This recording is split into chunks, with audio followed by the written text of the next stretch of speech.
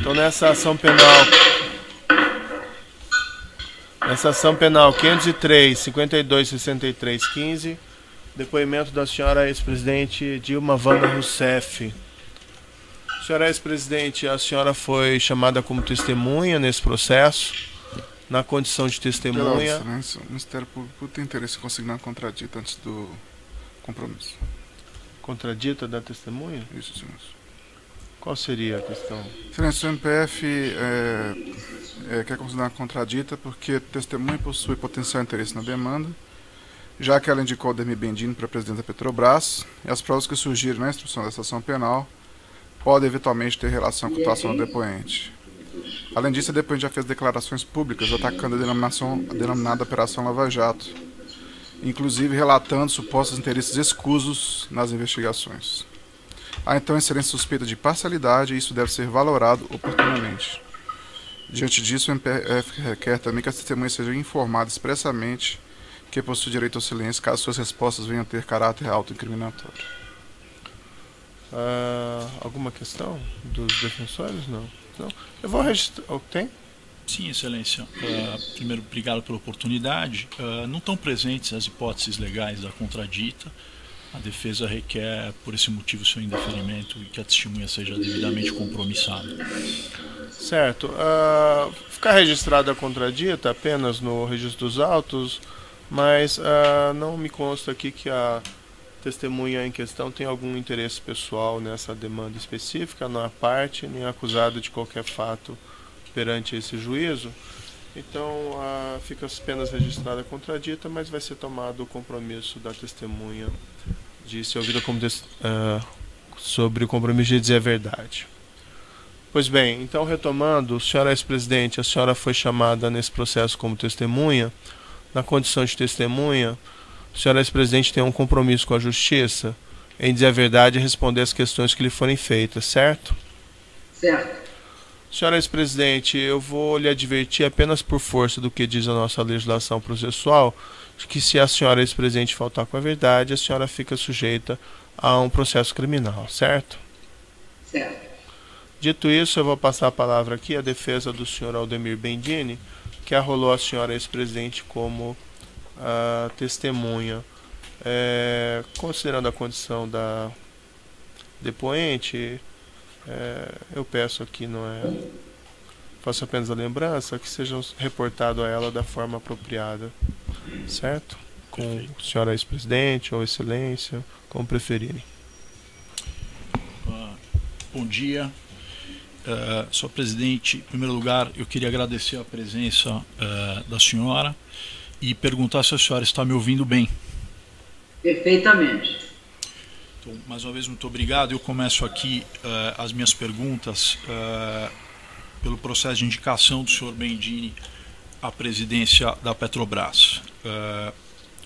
O senhor Bendini foi indicado e aprovado formalmente pela presidência, pelo Conselho da Petrobras, no dia 6 de fevereiro de 2015.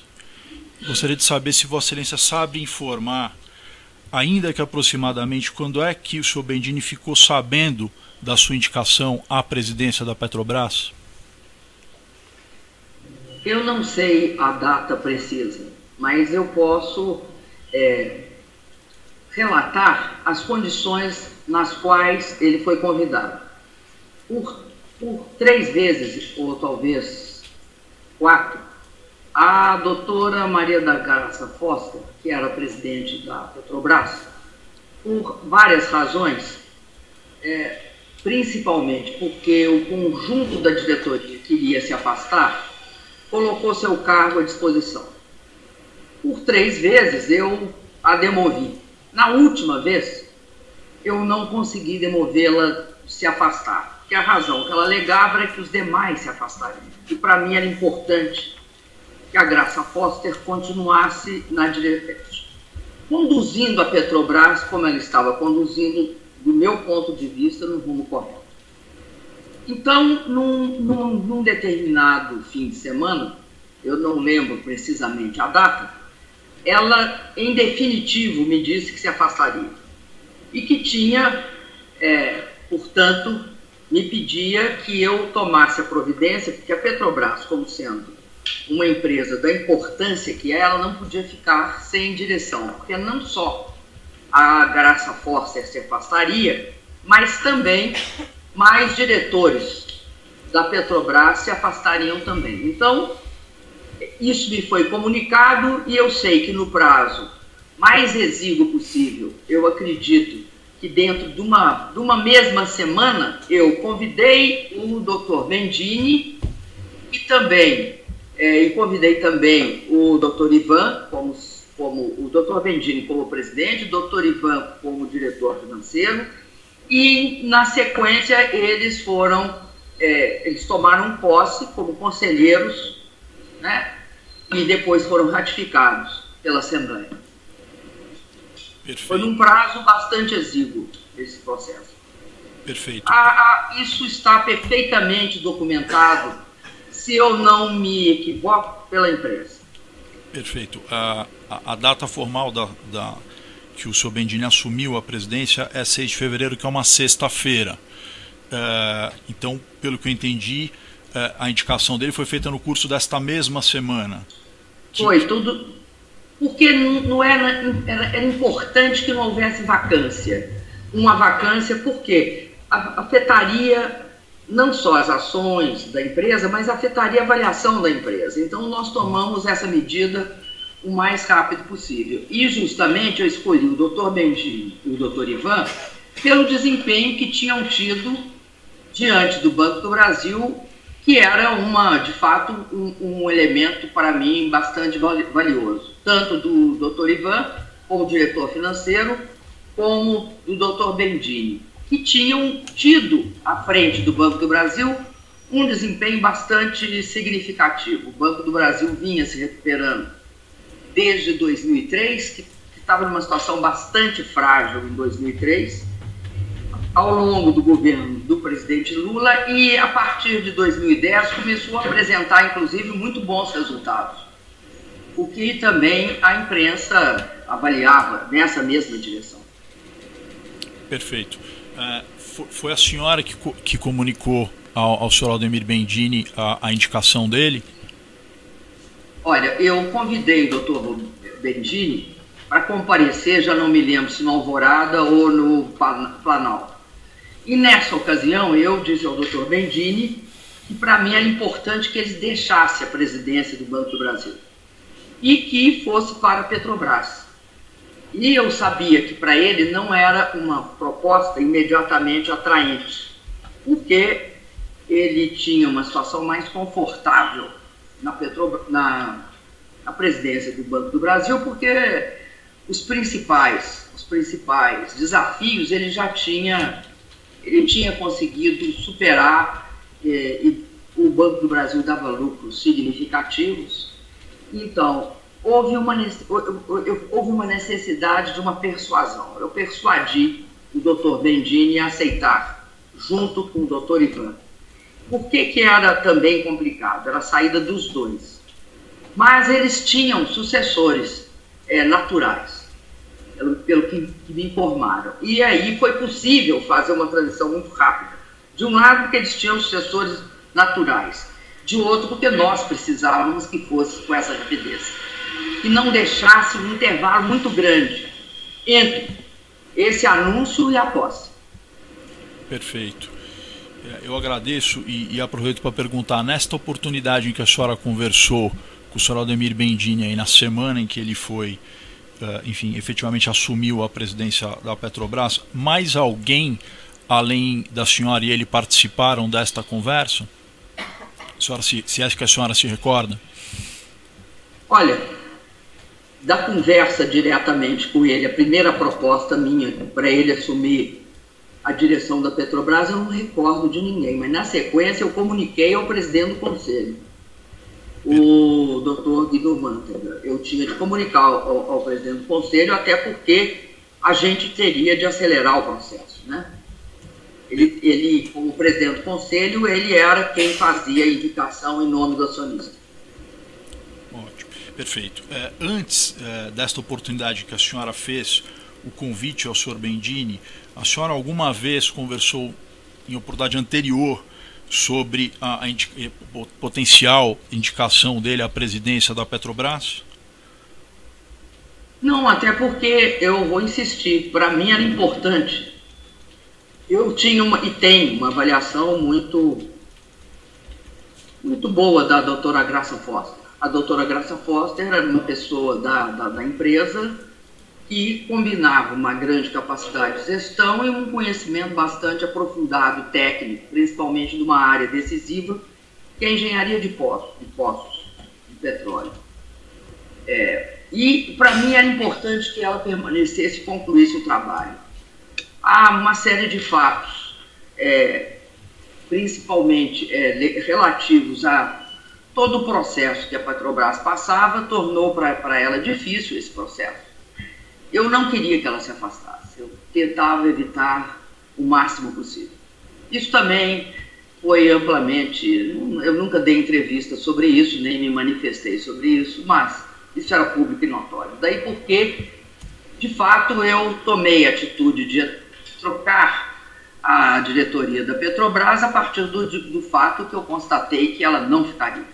E aí, diante de todo o retrospecto, o Dr. Bendini na frente do Banco do Brasil foi uma das pessoas que eu pensei que pudesse substituí-la adequadamente.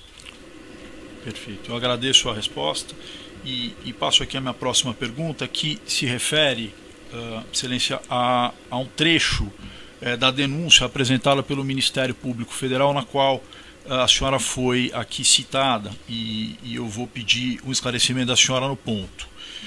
Diz a denúncia, com base numa declaração do senhor Marcelo Odebrecht, que a senhora teria constituído o então ministro Aloysio Mercadante como interlocutor do senhor Marcelo Odebrecht para tratar de questões relativas aí à Petrobras e Operação Lava Jato. Eu vou ler o trecho específico e peço para que a senhora, por gentileza, confirme se isso é verdadeiro ou não.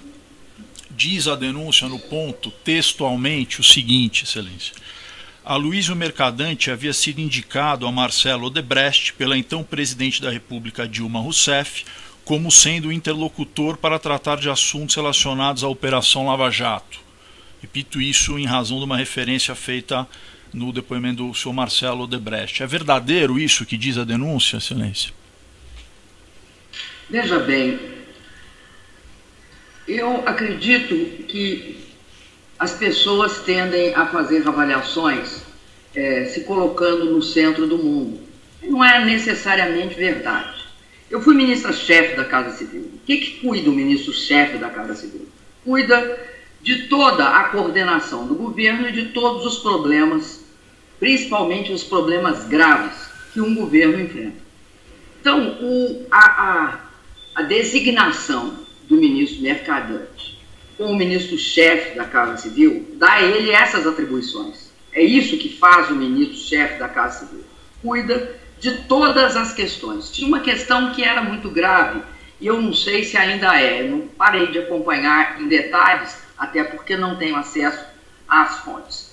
Uma delas era que as empresas que estavam sofrendo investigação da Lava Jato, elas necessariamente estavam tendo problemas na área de retomar os seus financiamentos, internos e externos.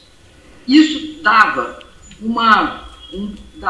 criava para o governo um grande problema. Por quê? Porque essas empresas estavam comprometendo seus empregos e os seus financiamentos. Então, a discussão sobre a leniência era uma discussão presente para o governo. Nós discutimos leniência, não apenas através da CGU, da Controladoria Geral da União, da AGU, Advocacia Geral da União, da Casa Civil.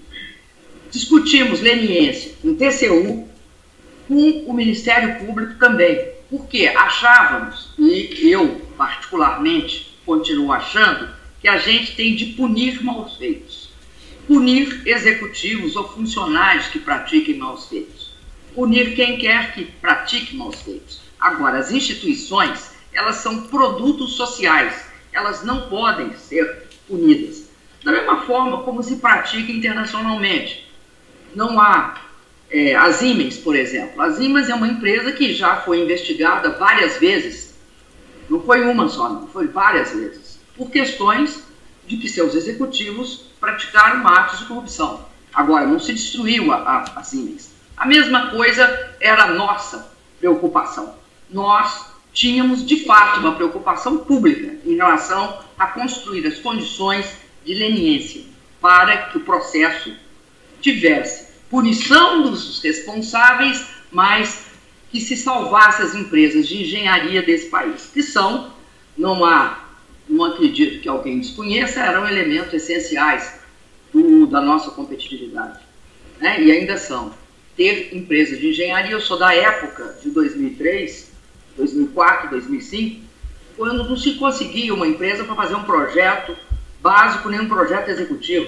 Por quê? Porque você tinha morto a engenharia nacional. Então, essas empresas, elas tinham de ser preservadas, não através dos seus processos de corrupção, mas através daquilo que é produto, que uma empresa é produto. A empresa é um construto social. Ela não é, pura e simplesmente, a iniciativa de uma pessoa, né? São de vários, um grupo de pessoas. E, portanto, elas têm também um know-how, um conhecimento que é importante para o país. Por isso, sinto que a avaliação desse episódio pelo Dr. Marcelo Odebrecht, se isso é verdade, reduza a questão da leniência em si mesma. É uma forma de interpretar o mundo. Eu não concordo. Perfeito. Eu estou muito satisfeito com os esclarecimentos da senhora, agradeço a sua presença mais uma vez e aproveito para desejar um bom dia. Os demais defensores têm indagações? Sim, excelência. Bom dia, senhora presidenta. Aqui pela defesa de Fernando Reis, eu gostaria apenas de complementar alguns pontos que foram mencionados agora há pouco pela senhora. A senhora comentou, respondendo às perguntas do advogado anterior, que o país vivia alguns problemas financeiros e algumas empresas também passavam por problemas financeiros grandes, e que, nesse sentido, existiam alguns esforços do governo em suplantar essas questões. Especificamente quanto a um projeto da Sete Brasil com o estaleiro Enseada do Paraguaçu. A senhora se recorda de problemas financeiros enfrentados pela Sete Brasil a partir do fim de 2014? Olha, eu me recordo profundamente de algumas coisas que aconteceram em 2014. Eu não sei se o senhor tem, assim, conhecimento de como é que funcionou o mercado de petróleo de 2003 até 2014, segundo semestre de 2014. Mas o que se verificou foi o seguinte: teve um surto de valorização do preço do petróleo extremamente significativo. Eu lembro que, ao a gente entrar no governo, eu era ministra de Minas e Energia, o preço do petróleo chegou a $13 o barril. E $13 o barril é um preço bastante difícil de assegurar um certo nível de expansão da produção e da atividade. A partir daí, o preço do petróleo teve uma trajetória de alta, a ponto de chegar a $140 o barril. E isso implicava numa certa avaliação das empresas de petróleo, tanto no que se refere à sua capacidade. Elas tinham necessidade de colocar essa abundância de recursos em várias atividades. Não foi só a Petrobras. Qualquer empresa de petróleo, a Chevron, todas as grandes empresas chamadas majors, né, tiveram um processo de expansão acelerado. O que acontece na metade, começa e se acentua na metade de 2014? Começa uma queda do preço do petróleo. Ninguém sabia para onde iria naquela proporção que estava se desenhando. Então, generalizadamente no mundo, há uma queda das chamadas commodities, começando pelas petrolíferas, passando pelas minerárias e indo às alimentícias. É isso que provoca a chegada da crise econômica que a gente tinha evitado desde 2008, 2009. Nós evitamos a chegada da crise econômica nos países emergentes, no caso nosso, no Brasil. Ora, quando há essa brutal queda do preço do petróleo, apesar do Brasil não ser uma economia, por exemplo, como várias outras que viviam do petróleo dentro do seu orçamento, como é que o petróleo afeta a parte fiscal das empresas, a parte das empresas, porque diminui o lucro, diminui vertiginosamente. E exige que as empresas refaçam todos os seus cálculos. Por quê? Porque tem projetos que vão diminuir, vão deixar de ser efetivos com o petróleo a 80, a 60, chegando até 25, como chegou. Eles vão deixar de ser passíveis de ser executados. Agora, no caso do governo, nós tivemos um baita impacto. Por quê? Porque nós tributamos a Petrobras, tributamos a Vale, tributamos as empresas de alimento. Cai a nossa arrecadação. É isso que significa chegar à crise através da queda dos preços das commodities. Ele chega no Brasil. Chega no Brasil através de processos inflacionários e também de uma queda violenta no lucro das empresas. As empresas perdem recursos bastante significativos. Além disso, você está falando da Sete Brasil. Isso. O impacto na Sete Brasil é o seguinte: quando o preço do petróleo estava alto, o que acontece com os equipamentos? Para você achar uma sonda, para você alugar uma sonda, e uma sonda cobra, muita gente gostaria, ao invés da gente fazer sonda no Brasil, que a gente continuasse afretando. Porque o afretamento de uma sonda, você paga milhares de dólares por dia ou por hora. Então, essa sonda, o preço da sonda no mercado internacional estava alto. Quando cai o preço do petróleo, você passa a ter sonda saindo, você chuta uma moita, sai uma sonda. Por quê? Porque não tem demanda, deixa de ter demanda, acaba a produção. Então, ou a gente entende que o mercado de petróleo, como qualquer outro, flutua, ou a gente vai ter um desempenho das empresas igual ao longo do tempo, e isso não existe. Eu sei isso da Sete Brasil. Eu não sei detalhe da Sete Brasil, porque eu não era mais, eu era presidente, mas eu te digo qual é o quadro de contorno. Perfeito. O contorno eu sei qual é. Perfeito, senhora presidente, mas apenas para arrematar, essa crise na Petrobras, no preço da commodity, também afetou a Sete Brasil? Sem dúvida, afetou tudo. Perfeito. E esse não problema... tem como você criar uma barreira em relação aos equipamentos e aos insumos. Perfeito. Afeta tudo. Todo segmento de petróleo e gás é afetado. Todo. Sem exceção. Perfeito, senhora presidente. Esse problema financeiro fez com que a Sete Brasil deixasse de pagar pela construção de 28 sondas contratadas pela Petrobras. É uma visão, é um tratamento um tanto ou quanto, eu acho assim, superficial falar isso. Não, na verdade é uma constatação, que teve um problema financeiro... Não, mas eu não concordo com a constatação. Tá, houve necessidade de renegociar as sondas. Perfeito. Mas a senhora se recorda de algum esforço... Quando os preços mudam, você renegocia. Perfeito. Mas a senhora se recorda de algum esforço do governo para buscar uma alternativa, para solucionar a construção dessas sondas pela Sete Brasil? Eu me recordo de que o governo fez todo um esforço no sentido de evitar que houvesse descontinuidade nesse processo. Mas, obviamente, há que aceitar que haja certas alterações de preço. Muitas vezes, não querem que os preços se alterem a partir do momento que a realidade se alterou. O que o governo fez foi tentar sistematicamente impedir que houvesse descontinuidade. Perfeito. Sabendo que vai chegar um outro período em que novamente o preço do petróleo vai subir e você terá necessidade de sondas do Brasil, a não ser que se queira só o modelo de importação e transferência de empregos para a Coreia do Sul, a China ou o Japão. Perfeito, senhor presidente, mas o governo doutor, brasileiro... só uma questão, alguma questão mais objetiva relacionada ao caso concreto? Porque as questões das dificuldades econômicas são já conhecidas, isso já foi... Então, objetivamente, sobre o caso concreto aqui, alguma questão? Houve algum tipo de investimento japonês ou tentativa de investimento japonês no estaleiro da Enseada do Paraguaçu?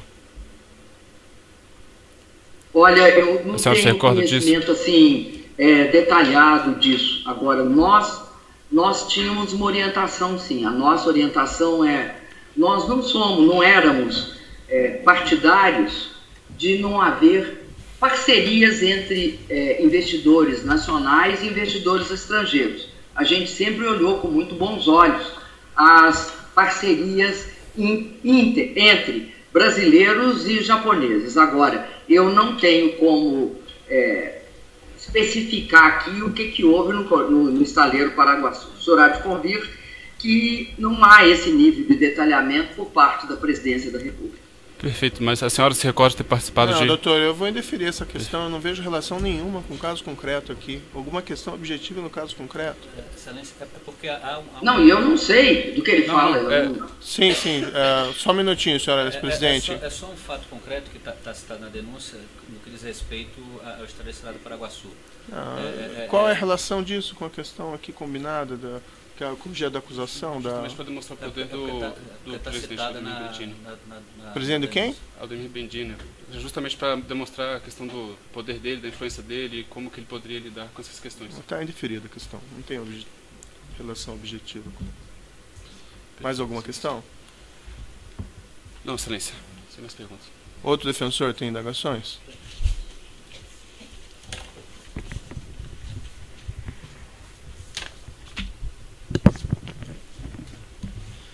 Senhora ex-presidente, bom dia. José Diniz, advogado do senhor André Gustavo. Bom dia. Senhora ex-presidente, o senhor Aldemir Bendini era interlocutor da Presidência da República junto ao Banco do Brasil em assuntos ligados ao Grupo Odebrecht? Olha, o doutor Bendini era interlocutor da Presidência da República como diretor-presidente do Banco do Brasil. Qualquer outra especificação no mínimo extemporânea. Ele era interlocutor do governo como presidente do Banco do Brasil. Qual o grau de independência funcional o senhor Aldemir Bendini detinha enquanto presidente do Banco do Brasil? O grau que todos os presidentes do Banco do Brasil têm. Eles executam a sua função fundamental, que é de disponibilizar crédito. E o doutor Bendini sabia que o governo achava importante que houvesse esse instrumento chamado crédito como uma alavanca do crescimento econômico do país. Considerando que o Grupo Odebrecht foi um dos principais financiadores junto ao Partido dos Trabalhadores, do qual Vossa Excelência era afiliada, alguns assuntos de interesse do Grupo Odebrecht, em algumas situações, eram sondados junto à Presidência da República para que efetivamente as decisões fossem tomadas no Banco do Brasil? Olha, eu não tenho o menor, sequer o mais pálido conhecimento desse tipo de atitude do Grupo Odebrecht. Aliás, eu acredito que o Grupo Odebrecht, como qualquer outro grande grupo brasileiro, merecia toda a atenção do governo, não só por parte da Odebrecht, mas em todas as áreas que eles destinavam. Muitas vezes a gente concordava com os rumos propostos pelo Grupo Odebrecht. E é público e notório que muitas vezes também nós discordávamos. Agora, tínhamos uma relação de grande interesse, não porque eles contribuíssem ou não para a campanha, mas pela importância que o grupo tinha, e acredito que ainda tem, na economia brasileira. Sem mais perguntas. Certo, eu vou interromper aqui o tamanho do áudio, retomando.